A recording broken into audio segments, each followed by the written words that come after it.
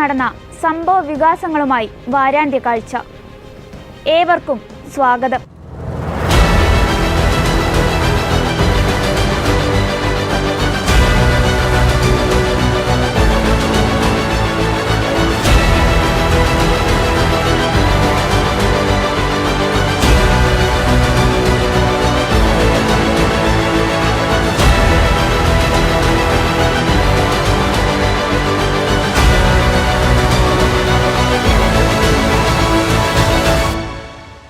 ഞെട്ടിപ്പിക്കുന്ന യാഥാർത്ഥ്യങ്ങൾ തലകുനിച്ച മലയാള സിനിമാ ലോകം. നിശബ്ദതയുടെ നീണ്ട 4.5 വർഷങ്ങൾക്ക് ശേഷം ഓഗസ്റ്റ് 19 ഹേമ കമ്മിറ്റി റിപ്പോർട്ട് പുറത്തുവിട്ടു. അതും വിവരാവകാശ കമ്മീഷൻ ഇടപെട്ടതിനെ തുടർന്ന്. പൂഴ്ത്തിവെച്ച റിപ്പോർട്ട് പുറത്തു വന്നിട്ടും ഇതുവരെ ഒരു നടപടിയും എടുത്തിട്ടില്ല. എന്തുകൊണ്ടാണ് കമ്മിറ്റി രൂപീകരിച്ചത്? അതിൻ്റെ റിപ്പോർട്ടിനെ കുറിച്ചുള്ള ആശങ്കകൾ എന്തുകൊണ്ട്?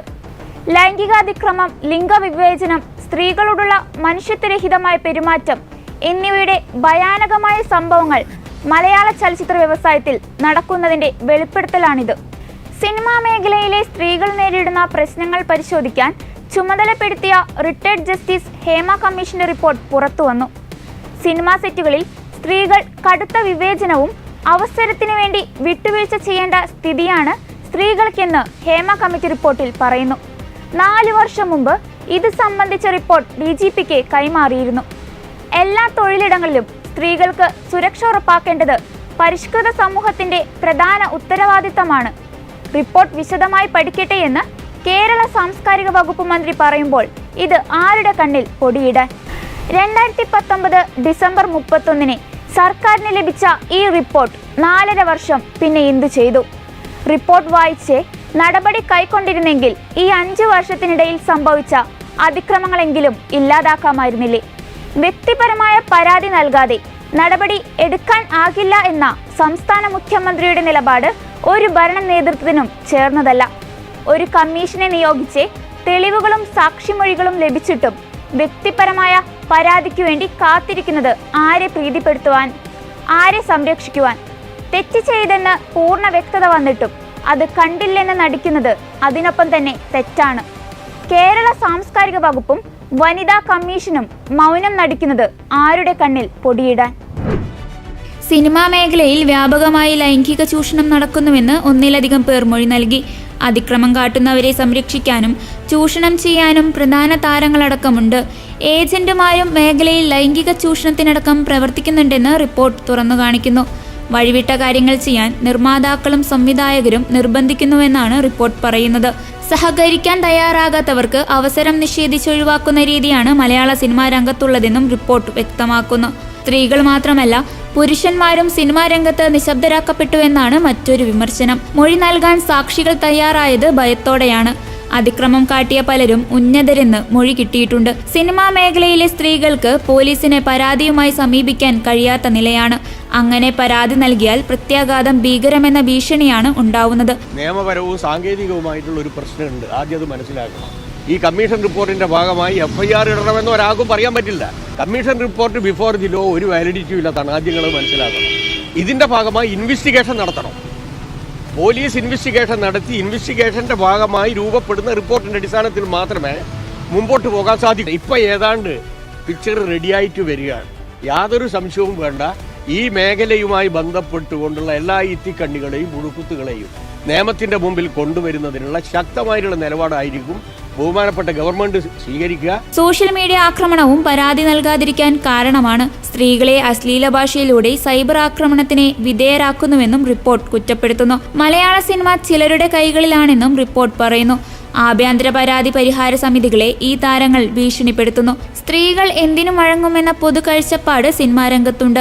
സിനിമയിലേക്ക് സ്ത്രീകൾ വരുന്നത് പണത്തിനും പ്രശസ്തിക്കും വേണ്ടിയെന്നാണ് പ്രചാരണം. നടിമാർ പണമുണ്ടാക്കാൻ വരുന്നവരാണെന്നും ആരുടെ കൂടെയും കിടക്ക പങ്കിടുമെന്ന പൊതുബോധവും നിലവിലുണ്ട്. പ്രശ്നക്കാരിയെന്ന് തോന്നിയാൽ ഈ താരങ്ങളെ പിന്നീട് സിനിമയിലേക്ക് വിളിക്കില്ലെന്നും റിപ്പോർട്ട് പറയുന്നു. അഭിനയത്തോട് അഭിനിവേശമുള്ള പലരും അതിക്രമങ്ങൾ നിശബ്ദമായി സഹിച്ചു. അതിക്രമം നേരിട്ട ഒരു നടിയുടെ അനുഭവം റിപ്പോർട്ടിൽ പരാമർശിച്ചിട്ടുണ്ട്. അതിക്രമം നടത്തിയ ആളിനൊപ്പം തന്നെ പിറ്റേന്ന് ഭാര്യയായി അഭിനയിക്കേണ്ടി വന്നുവെന്നും അയാളുടെ മുഖം കാണുമ്പോഴുള്ള ബുദ്ധിമുട്ട് കാരണം അവർക്ക് 17 റീടേക്ക് പോകേണ്ടി വന്നുവെന്നും റിപ്പോർട്ടിൽ പരാമർശിച്ചിട്ടുണ്ട്. ഇതിന്റെ പേരിൽ സംവിധായകൻ ശകാരിച്ചുവെന്നും മൊഴിയിൽ പറയുന്നു. ഹേമ കമ്മിറ്റി റിപ്പോർട്ടിൽ നിയമപരമായ തുടർ നടപടികൾ ഒന്നും സർക്കാർ ഉദ്ദേശിക്കുന്നില്ല. എങ്കിലും സിനിമാ മേഖലയിലും പൊതുസമൂഹത്തിലും വലിയ ചർച്ചകൾക്കാണ് റിപ്പോർട്ട് തുടക്കമിട്ടിരിക്കുന്നത്. ജസ്റ്റിസ് ഹേമ സർക്കാർ അയച്ച കത്തിലെഴുതിയിരിക്കുന്ന നിങ്ങൾ ഇത് പുറത്തുവിടുമ്പോൾ സുപ്രീം കോടതി പറഞ്ഞിരിക്കുന്ന ഈ പ്രിൻസിപ്പിൾസ് നിങ്ങൾ പാലിക്കണമെന്നാണ്. അതിനെ മുഖ്യമന്ത്രി വ്യാഖ്യാനിച്ച് ഈ റിപ്പോർട്ട് ഒരിക്കലും പുറത്തുവിടരുതെന്ന് ജസ്റ്റിസ് ഹേമ പറഞ്ഞുവെന്നാക്കി. അത് ബെഹ്റ അല്ല നിയമോപദേശം കൊടുക്കേണ്ടത്. സർക്കാരിന് ആവശ്യമായ ഉപദേശമാണ് അദ്ദേഹം കൊടുത്തത്, സർക്കാർ ആഗ്രഹിച്ച ഉപദേശം. അത് പണ്ട് ഈ അഡ്വക്കേറ്റ് ജനറൽമാരുടെ നിന്ന് അഭിപ്രായം എഴുതി വാങ്ങിക്കുന്ന പോലത്തെ പരിപാടിയാണ്. ഇതൊക്കെ സാമാന്യമായ നീതിബോധമുള്ള എല്ലാവർക്കും അറിയാവുന്ന കാര്യമാണ്. ഞങ്ങൾ ഈ വിഷയത്തെ രാഷ്ട്രീയമായിട്ടല്ല കാണുന്നത്, ഇതൊരു സ്ത്രീ വിഷയമായിട്ടാണ് കാണുന്നത്. ഒരു സ്ത്രീപക്ഷ നിലപാടാണ് ഈ കാര്യത്തിൽ. അല്ലാതെ ഗവൺമെന്റിനെ ഇതിനെ വെച്ച് 4 പൂളിയേക്കാം എന്ന് വിചാരിച്ചിട്ടല്ല ഞങ്ങൾ വന്നിരിക്കുന്നത്. ഞങ്ങളൊരു ഇത് നിലപാടാണ്. ഈ നിലപാട് കേരളത്തിന്റെ പൊതുസമൂഹത്തിലേക്ക് വേണം. ഹേമ കമ്മിറ്റി റിപ്പോർട്ടിനെ സംബന്ധിച്ച് പ്രതിപക്ഷം ഉയർത്തിയ അതേ ആരോപണങ്ങളാണ് ഈ ആക്ഷേപം ആദ്യം സർക്കാരിൻ്റെയും ജനങ്ങളുടെയും ശ്രദ്ധയിൽ കൊണ്ടുവന്ന WCC ഉയർത്തുന്നത്. കാരണം പരാതി കൊടുത്താൽ വേണമെങ്കിൽ അന്വേഷിക്കാം എന്ന സർക്കാരിൻ്റെ നിലപാട് ശരിയല്ല എന്നാണ് പ്രതിപക്ഷത്തിൻ്റെ നിലപാട്. അത് തന്നെയാണ് WCCയും പറഞ്ഞിരിക്കുന്നത്. ഹേമ കമ്മിറ്റി റിപ്പോർട്ടിനെ തുടർന്ന് സർക്കാർ ചെയ്യാൻ പോകുന്നത് ഈ ആരോപണ വിധേയരായ ആളുകളെയും ഇരകളെയും ഒരുമിച്ചിരുത്തി കോൺക്ലേവ് നടത്താൻ പോവുകയാണ്. അത് ചെയ്യുന്നത് തെറ്റാണ് എന്ന് പ്രതിപക്ഷം പറഞ്ഞിരുന്നു. അത് തന്നെയാണ് WCC പറയുന്നത്. അവരാണ് ഈ വിഷയം, ഈ സിനിമാ രംഗത്ത് നടക്കുന്ന, തൊഴിലിടത്ത് നടക്കുന്ന ക്രൂരമായ ലൈംഗിക ചൂഷണത്തെക്കുറിച്ചും ഈ ലഹരി ഉപഭോഗത്തെക്കുറിച്ചും ഒക്കെയുള്ള വിവരങ്ങൾ പുറത്തു കൊണ്ടുവന്നത് അവർ കൊടുത്ത മൊഴിയാണ്. ഞാൻ ഇന്നലെ പറഞ്ഞതുപോലെ അവർ കൊടുത്ത മൊഴി പെൻഡ്രൈവായി, തെളിവ് വാട്സപ്പ് മെസ്സേജായി, അവരുടെ മൊഴികളായി ഇരിക്കുകയാണ് സർക്കാരിൻ്റെ കയ്യിൽ. എന്നിട്ട് സർക്കാർ അതിന്മേൽ ഒരു നടപടിയും സ്വീകരിക്കുന്നില്ല. ചലച്ചിത്ര മേഖലയിലെ നീതി നിഷേധങ്ങൾ തടയാൻ സ്വതന്ത്ര സംവിധാനം വേണം എന്നതടക്കം നിർദ്ദേശങ്ങൾ അവഗണിക്കാൻ സർക്കാരിന് കഴിഞ്ഞേക്കില്ല. മദ്യവും മയക്കുമരുന്നും ക്രിയേറ്റിവിറ്റി കൂട്ടുമെന്ന് വാദിച്ചാണ് സിനിമാ സെറ്റുകളിലെ വ്യാപക ലഹരി ഉപയോഗമെന്ന് ഹേമ കമ്മിറ്റി റിപ്പോർട്ടിൽ വ്യക്തമാക്കുന്നു. ലഹരിയുടെ മറവിലാണ് പലപ്പോഴും ലൈംഗിക അതിക്രമം അരങ്ങേറുന്നതെന്നും റിപ്പോർട്ടിലുണ്ട്. സംവിധായകൻ ഉപദ്രവിച്ചെന്ന് തുറന്നു പറഞ്ഞ നടിയെ സഹപ്രവർത്തകർ നിശബ്ദരാക്കി. പുതിയ കാലത്ത് സ്ത്രീകളുടെ വസ്ത്രധാരണം ശരിയല്ലെന്നാണ് കമ്മിറ്റി അംഗം നടി ശാരദയുടെ അഭിപ്രായം. തുല്യവേതനവും മെച്ചപ്പെട്ട വേതനവും വത്സലകുമാരി നിർദ്ദേശിക്കുന്നു. അതിനിടെ ഹേമ കമ്മീഷൻ റിപ്പോർട്ടിൽ സാംസ്കാരിക വകുപ്പും സർക്കാരും ആവശ്യമായ നടപടി സ്വീകരിക്കുമെന്നും ഇതിൽ ഗതാഗത മന്ത്രിക്ക് കാര്യമില്ലെന്നും മന്ത്രി KB ഗണേഷ് കുമാർ വ്യക്തമാക്കി. സിനിമാ നടൻ കൂടിയായ മന്ത്രി ഹേമ കമ്മീഷൻ റിപ്പോർട്ടിലെ സ്ത്രീകൾ നേരിടുന്ന അതിക്രമങ്ങൾ സംബന്ധിച്ച പരാമർശങ്ങളിൽ കൂടുതൽ പ്രതികരിക്കാനും തയ്യാറായില്ല. എന്തെങ്കിലും പറഞ്ഞ് വിവാദത്തിനില്ലെന്നും ചില കാര്യങ്ങൾ മാത്രം ഹൈലൈറ്റ് ചെയ്ത് ചാടേണ്ടെന്നും മന്ത്രി പറഞ്ഞു. കുറ്റം ചെയ്തിട്ടുണ്ടെങ്കിൽ അതിൽ ഒരു തരത്തിലുള്ള സംശയവും ആർക്കും വേണ്ടതില്ലെന്നും ഹേമ കമ്മിറ്റി റിപ്പോർട്ടുമായി ബന്ധപ്പെട്ട മാധ്യമപ്രവർത്തകരുടെ ചോദ്യങ്ങൾക്ക് മറുപടിയായി മുഖ്യമന്ത്രി പറഞ്ഞു. അത് നിങ്ങളുടെ അഭിപ്രായമല്ലേ, നിങ്ങളുടെ അഭിപ്രായം, ആ അഭിപ്രായം നിങ്ങൾക്കിരിക്കട്ടെ. പക്ഷെ ഇവിടെ ജസ്റ്റിസ് ഹേമ ചൂണ്ടിക്കാണിച്ചൊരു കാര്യം, ഞങ്ങൾ ഇവർക്ക് നൽകിയൊരു ഉറപ്പുണ്ട്. ആ ഉറപ്പ് ഇത് സ്വകാര്യമായി സൂക്ഷിക്കുന്നതാണ്. അതിന്റെ അടിസ്ഥാനത്തിലാണ് അവരുടെ മുന്നിൽ തെളിവ് നൽകുന്നത്, അല്ലെങ്കിൽ വർത്തമാനം പറയുന്നത്. അതിന്റെ ഭാഗമായി ആ പറഞ്ഞ കാര്യങ്ങളൊന്നും ഞാൻ നിഷേധിക്കുകയല്ല. അതൊക്കെ പറഞ്ഞ കാര്യങ്ങൾ അവർ രേഖപ്പെടുത്തി വെച്ചിട്ടുണ്ടല്ലോ. ആ പറഞ്ഞ കാര്യങ്ങൾ പറഞ്ഞവര് ഒരു പരാതിയായി ഉന്നയിച്ചാൽ അതിൽ ഫലപ്രദമായ നടപടി ഉണ്ടാവും. ഇത് ഞങ്ങൾ കൊടുത്ത ഉറപ്പിന്റെ മേലെ ഞങ്ങളുടെ മുന്നിൽ വെളിപ്പെടുത്തിയ കാര്യങ്ങളാണ്. ഇതിന്റെ മേലെ മറ്റൊരു നടപടി ഇത് പരസ്യപ്പെടുത്താൻ പാടില്ല എന്ന് ജസ്റ്റിസ് ഹേമ തന്നെ രേഖപ്പെടുത്തിയിരിക്കുകയാണ്. ആ ഒരു ഘട്ടത്തിലാണ് ഞാനിവിടെ പറഞ്ഞത്, ഇതുമായി ബന്ധപ്പെട്ട് പരാതിയുള്ളവരാരെങ്കിലും ഉന്നയിക്കാൻ തയ്യാറായാൽ ഉചിതമായ നടപടി സർക്കാർ സ്വീകരിക്കും. ഒരു സംശയ കാര്യത്തിൽ വേണ്ടതില്ല. കാലമെത്ര കഴിഞ്ഞാലും ആ കൊലപാതകത്തിന്റെ രക്തക്കറ മനസ്സിൽ നിന്ന് മായില്ലെന്ന് സമുന്ദർ സിംഗിന് അറിയാം. അതിനാൽ അയാൾ വീണ്ടും എത്തി, ഒരിക്കൽ കൂടി സഹോദരി സെൽമി പോളിൽ നിന്ന് രാഖി സ്വീകരിക്കാൻ. കാലമെത്ര കടന്നുപോയാലും മുറിപ്പാടുകൾ മായ്ക്കാൻ കഴിയുന്നതല്ല എന്ന് സമുന്ദർ സിംഗിന് അറിയാം. പശ്ചാത്താപിക്കുന്ന ഹൃദയവുമായി ഒരിക്കൽ കൂടി തന്നെ ചേർത്ത് പിടിച്ച ആ സഹോദരിയുടെ കരം ചേർക്കാനായി വർഷങ്ങൾ കഴിഞ്ഞിട്ടും ആ സഹോദരൻ തിരിച്ചെത്തിയിരിക്കുന്നു. മധ്യപ്രദേശിലെ ഇൻഡോറിൽ പാർശ്വവൽക്കരിക്കപ്പെട്ട സമൂഹത്തിനിടയിൽ ജീവിച്ചുകൊണ്ട് മാനവികതയുടെ ഉന്നമനത്തിനായി നിസ്വാർത്ഥമായി പരിശ്രമിക്കുകയും ജീവിതത്തിലെ പരിതാപകരമായ അവസ്ഥകളെ തരണം ചെയ്യുവാൻ പാവങ്ങളായ ആളുകൾക്ക് സഹായം നൽകുകയും ചെയ്യുന്നതിൻ്റെ പേരിൽ ക്രൂരമായി കൊല ചെയ്യപ്പെട്ട സിസ്റ്റർ റാണി മരിയ ഇന്നും ഇൻഡോർ രാജ്ഞി എന്ന നിലയിലാണ് ഗ്രാമവാസികളെല്ലാവരും അഭിമാനത്തോടു കൂടി ഓർക്കുന്നത്. ഭാരതസഭയിലെ ആദ്യ വനിതാ രക്തസാക്ഷിയാണ് സിസ്റ്റർ റാണി മരിയ. 1995 ഫെബ്രുവരി 25 ഉദയനഗറിൽ നിന്ന് ഇൻഡോറിലേക്ക് പോകുന്ന ബസ്സിൽ 50-ലധികം കുത്തേറ്റാണ് സിസ്റ്റർ റാണി മരിയ കൊല്ലപ്പെടുന്നത്. 2002 ഘാതകൻ സമുന്ദർ സിംഗിനെ ജയിലിൽ കാണാനെത്തിയ സിസ്റ്റർ സെൽമി പോൾ അയാൾക്ക് രാഖി കെട്ടി. സഹോദര സ്നേഹത്തിന്റെ പവിത്രത എടുത്തു കാണിക്കലാണ് രാഖികെട്ടൽ കൊണ്ട് ഉദ്ദേശിക്കുന്നത്. സമുന്ദറിനോട് റാണി മരിയയുടെ കുടുംബം ക്ഷമിച്ചതിന്റെ ഭാഗമായിട്ടായിരുന്നു അത്. സമുന്ദറിന്റെ പശ്ചാത്താപത്തിന് പ്രധാന കാരണക്കാരൻ അയാളെ ജയിലിൽ സന്ദർശിച്ച CMI വൈദികൻ സ്വാമി സദാനന്ദനാണ്. അദ്ദേഹത്തിന്റെ വാക്കുകളും ഉപദേശങ്ങളും സമുന്ദർ സിംഗിന്റെ ജീവിതത്തെ തന്നെ മാറ്റിമറിച്ചു. വൈദികന്റെയും സിസ്റ്ററുടെയും ശ്രമഫലമായി 11 വർഷത്തിനു ശേഷം സമുന്ദർ സിംഗ് 2006 ജയിലിൽ നിന്നിറങ്ങി. എല്ലാ വർഷവും സിസ്റ്റർ സെൽമിയിൽ നിന്ന് രാഖി കെട്ടാൻ ഇദ്ദേഹം എത്തും. പെരുമ്പാവൂർ പുല്ലുവഴിയിലാണ് കന്യാസ്ത്രീയുടെ സഹോദരിമാരുടെ വീട്. ജയിൽവാസത്തിനു ശേഷം സമുന്ദർ സിംഗ് ഇവിടെ എത്തി കുടുംബാംഗങ്ങളോടും മാപ്പ് ചോദിച്ചിരുന്നു. FCC എന്ന ചുരുക്കപ്പേരിൽ അറിയപ്പെടുന്ന ഫ്രാൻസിസ്കൻ ക്ലാരസ് സഭ സമൂഹത്തിലെ അംഗമായ സിസ്റ്റർ മിഷൻ പ്രവർത്തനങ്ങൾക്കായി മധ്യപ്രദേശിലെ ഇൻഡോർ ഉദയനഗർ കേന്ദ്രീകരിച്ച് പ്രവർത്തിച്ചിരുന്നു. മധ്യപ്രദേശിൽ ആദിവാസികളുടെയും ഗ്രാമവാസികളുടെയും ഇടയിൽ പ്രവർത്തിക്കവെയാണ് സിസ്റ്റർ റാണി മരിയ കൊല്ലപ്പെടുന്നത്. ഭൂരഹിതരായ ഇവരെ പുനരധിവസിപ്പിക്കുന്നതിന് വേണ്ടി സിസ്റ്റർ ദിനരാത്രങ്ങളാണ് അധ്വാനിച്ചത്. ഇതിനെ ആസ്പദമാക്കി ഷൈസൻ പി ഔസേപ്പ് സംവിധാനം ചെയ്ത the face of the faceless 2024 96ാമത് അക്കാദമി അവാർഡിൽ മികച്ച ഒറിജിനൽ സ്കോർ വിഭാഗത്തിനുള്ള ഓസ്കാർ യോഗ്യതാ പട്ടികയിൽ ഇടം നേടിയിരുന്നു. ആദിവാസികളും ഗ്രാമവാസികളും തമ്മിലുണ്ടായ സംഘർഷത്തിൽ ഒരു പലിശ ഇടപാടുകാരനെ പരിക്കേറ്റിരുന്നു. ഇതിൽ അറസ്റ്റ് ചെയ്യപ്പെട്ട ആദിവാസികൾക്ക് ജാമ്യം ലഭിക്കാൻ റാണി മരിയ ഇടപെട്ടതാണ് ജമീന്ദാർമാരെ ചൊടിപ്പിച്ചത്. അവർ സിസ്റ്ററിനെ കൊല്ലാൻ സമുന്ദറിനെ ചുമതലപ്പെടുത്തുകയായിരുന്നു. 2005 ജൂൺ 29 സിസ്റ്ററിനെ ദൈവദാസി പദവിയിലേക്ക് ഉയർത്തിയത്. തുടർന്ന് ഭാരതസഭയിലെ പ്രഥമ വനിതാ രക്തസാക്ഷിയായ റാണി മരിയ വട്ടാലിനെ 2017 സഭ വാഴ്ത്തപ്പെട്ടവളായി പ്രഖ്യാപിച്ചു. റാണി മരിയ സിസ്റ്ററിന്റെ മധ്യസ്ഥതയാൽ നിരവധി പേർ ഇന്നും ദൈവാനുഗ്രഹത്തിന്റെ സാക്ഷികളായി ജീവിക്കുന്നു. കേരളത്തെ ഒട്ടാകെ മുൾമുനയിൽ നിർത്തിയ 37 മണിക്കൂർ. 50 രൂപയുമായി വീട്ടിൽ നിന്നിറങ്ങിയ 13കാരി ഒറ്റയ്ക്ക് സഞ്ചരിച്ചത് 3 സംസ്ഥാനങ്ങളിലൂടെ. കഴക്കൂട്ടത്ത് നിന്ന് കാണാതായ അസംബാലികയായ തസ്മിത് തംസമിനെ 1.5 ദിവസത്തിനുള്ളിൽ കണ്ടെത്താനായത് വിശാഖപട്ടണത്തെ ഒരു സംഘം മലയാളികളുടെ സന്മനസ്സും ഉത്സാഹവും കൊണ്ട്.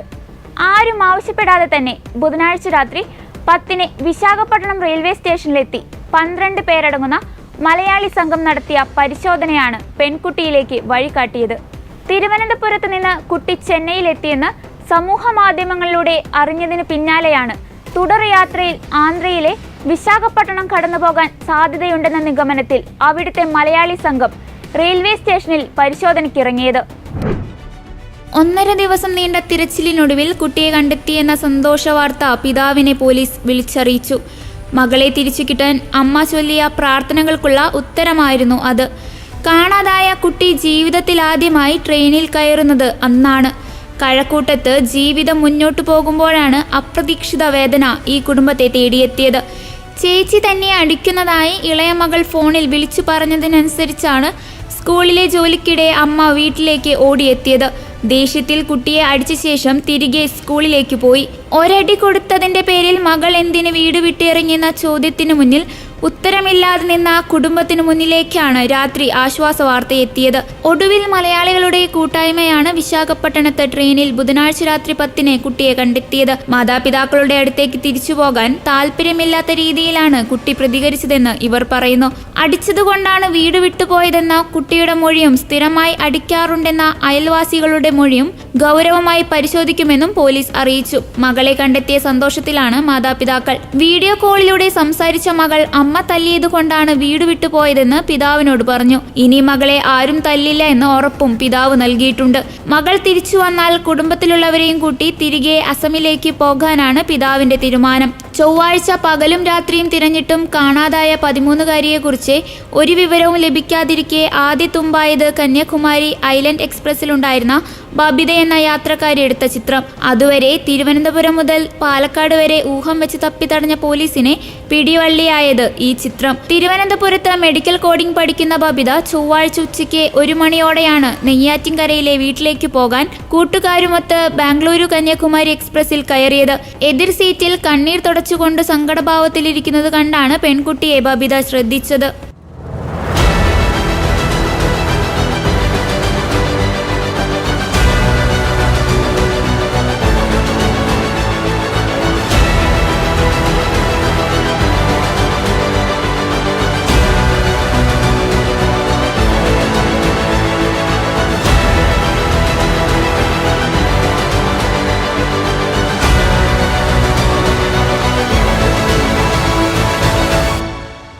എംപോക്സ് കേരളത്തിലും ജാഗ്രത വേണം.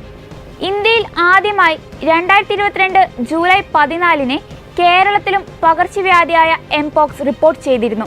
പകർച്ചവ്യാധിയായ എംപോക്സ് 116 രാജ്യങ്ങളിൽ റിപ്പോർട്ട് ചെയ്ത സാഹചര്യത്തിൽ കേരളവും ജാഗ്രതയിൽ. UAE-യിൽ നിന്ന് തിരുവനന്തപുരത്തെത്തിയ 35 വയസ്സുള്ള പുരുഷനാണ് രോഗലക്ഷണം കണ്ടെത്തിയത്. ഇദ്ദേഹം രോഗമുക്തനായെങ്കിലും സംസ്ഥാനത്ത് രോഗം വീണ്ടും കണ്ടെത്താനുള്ള സാധ്യത ഒഴിവാകുന്നില്ല. ഒട്ടേറെ രാജ്യാന്തര യാത്രക്കാർ എത്തുന്നതാണ് കാരണം. യാത്ര ചെയ്യുന്നവരും അവരുമായി സമ്പർക്കത്തിലുള്ളവരും ശ്രദ്ധിക്കണമെന്ന് ആരോഗ്യവകുപ്പ് ഉദ്യോഗസ്ഥർ അറിയിച്ചു. ലോകത്തിനെ പുതിയ ഭീഷണിയായി വരുന്ന എംപോക്സ് രോഗത്തിന് വാക്സിൻ കണ്ടുപിടിക്കാനുള്ള പരീക്ഷണം പൂനെയിലെ സിറം ഇൻസ്റ്റിറ്റ്യൂട്ടിൽ നടക്കുകയാണെന്ന് കമ്പനി CEO അദാർ പുനേവാല. അടുത്തിടെയാണ് ഈ രോഗത്തെ ഏറെ സൂക്ഷിക്കേണ്ടതാണെന്ന് ലോകാരോഗ്യ സംഘടന പ്രഖ്യാപിച്ചത്. ഏകദേശം 1 ഡസനിലധികം ആഫ്രിക്കൻ രാജ്യങ്ങളിൽ കുട്ടികളിലടക്കം എംപോക്സ് പടർന്നിട്ടുണ്ട്. ഇതിനുള്ള വാക്സിൻ ആവശ്യത്തിന് ലഭ്യമല്ല. ഈ സാഹചര്യത്തിലാണ് സിറം ഇൻസ്റ്റിറ്റ്യൂട്ട് സ്വന്തമായി വാക്സിൻ വികസിപ്പിക്കാൻ തീരുമാനിച്ചത്. ആഫ്രിക്കൻ രാജ്യങ്ങളിൽ എംപോക്സ് അതിതീവ്രമായി പടർന്നു പിടിക്കുന്ന സാഹചര്യത്തിൽ ഇന്ത്യയിലും അതീവ ജാഗ്രതാ നിർദ്ദേശം.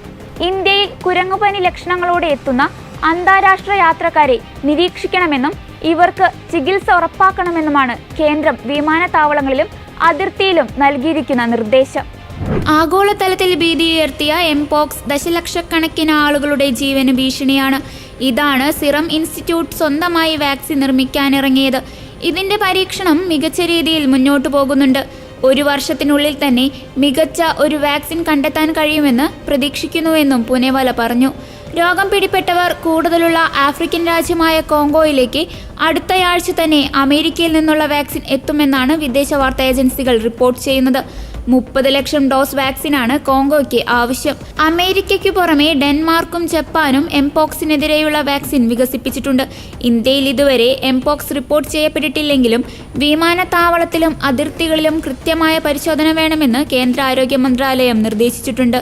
ഡൽഹിയിൽ സഫ്ദർജംഗ് ആശുപത്രി, റാം മനോഹർ ലോഹ്യ ആശുപത്രി, ലേഡി ഹാർഡിംഗെ ആശുപത്രി എന്നിവിടങ്ങളിൽ എംപോക്സ് പിടിപെട്ടവരെ ചികിത്സിക്കാൻ പ്രത്യേക ക്വാറന്റൈൻ കേന്ദ്രങ്ങൾ ആരംഭിച്ചിട്ടുണ്ട്. അതിനിടെ ആഫ്രിക്കയിലെ പല രാജ്യങ്ങളിലുൾപ്പെടെ എംപോക്സ് റിപ്പോർട്ട് ചെയ്ത സാഹചര്യത്തിൽ സംസ്ഥാനം ജാഗ്രത പാലിക്കണമെന്ന് ആരോഗ്യവകുപ്പ് അറിയിച്ചു. ഇപ്പോൾ മനുഷ്യരിൽ നിന്ന് മനുഷ്യരിലേക്ക് നേരിട്ട് പകരുന്ന രോഗമാണിതെന്നും ആരോഗ്യവകുപ്പ് വ്യക്തമാക്കി. 1980-ൽ ലോകമെമ്പാടും ഉന്മൂലനം ചെയ്യപ്പെട്ടതായി പ്രഖ്യാപിക്കപ്പെട്ട ഓർത്തോപോക്സ് വൈറസ് അണുബാധയായ വസൂരിയുടെ ലക്ഷണങ്ങളുമായി എംപോക്സ് ലക്ഷണങ്ങൾക്ക് സാദൃശ്യമുണ്ട്. അതിനാൽ ജാഗ്രത പാലിക്കണമെന്നും ആരോഗ്യവകുപ്പ് വ്യക്തമാക്കി.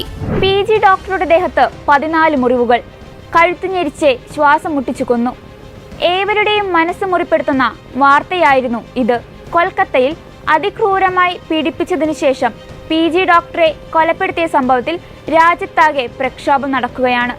കൊൽക്കത്ത ആർജിക്കാർ ആശുപത്രിയിലെ മെഡിക്കൽ PG വിദ്യാർത്ഥിനി ബലാത്സംഗത്തിനിരയായി കൊല്ലപ്പെട്ട സംഭവത്തിൽ സ്വമേധയാ കേസെടുത്ത് സുപ്രീം കോടതി. സുരക്ഷിതത്വം ആവശ്യപ്പെട്ടുകൊണ്ട് ഡോക്ടർമാർ ഉൾപ്പെടെയുള്ള ആരോഗ്യ പ്രവർത്തകർ ദിവസങ്ങളായി പണിമുടക്കി തെരുവിലിറങ്ങി പ്രതിഷേധിക്കുകയാണ്. ആർജിക്കർ മെഡിക്കൽ കോളേജ് ആശുപത്രിക്ക് നേരെ ആക്രമണവും നടന്നു.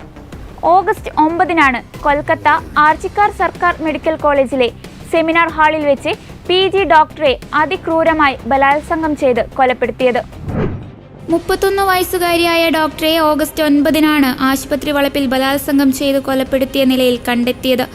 കൊല്ലപ്പെട്ട സംഭവത്തിൽ നടന്ന പ്രതിഷേധങ്ങൾക്കിടയിൽ ഒരു കൂട്ടം ആളുകൾ ഈ മാസം 15 ആശുപത്രിയിൽ അതിക്രമം നടത്തിയിരുന്നു.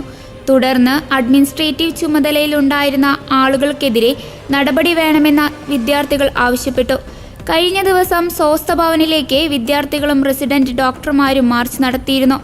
ആരോഗ്യവകുപ്പുമായി നടത്തിയ ചർച്ചയിൽ പ്രിൻസിപ്പൽ, വൈസ് പ്രിൻസിപ്പൽ തുടങ്ങി ആശുപത്രി അടിച്ചു തകർത്ത സമയത്തുണ്ടായിരുന്ന അധികാരികളെ പിരിച്ചുവിടണമെന്ന് സമരക്കാർ ആവശ്യപ്പെടുകയായിരുന്നു.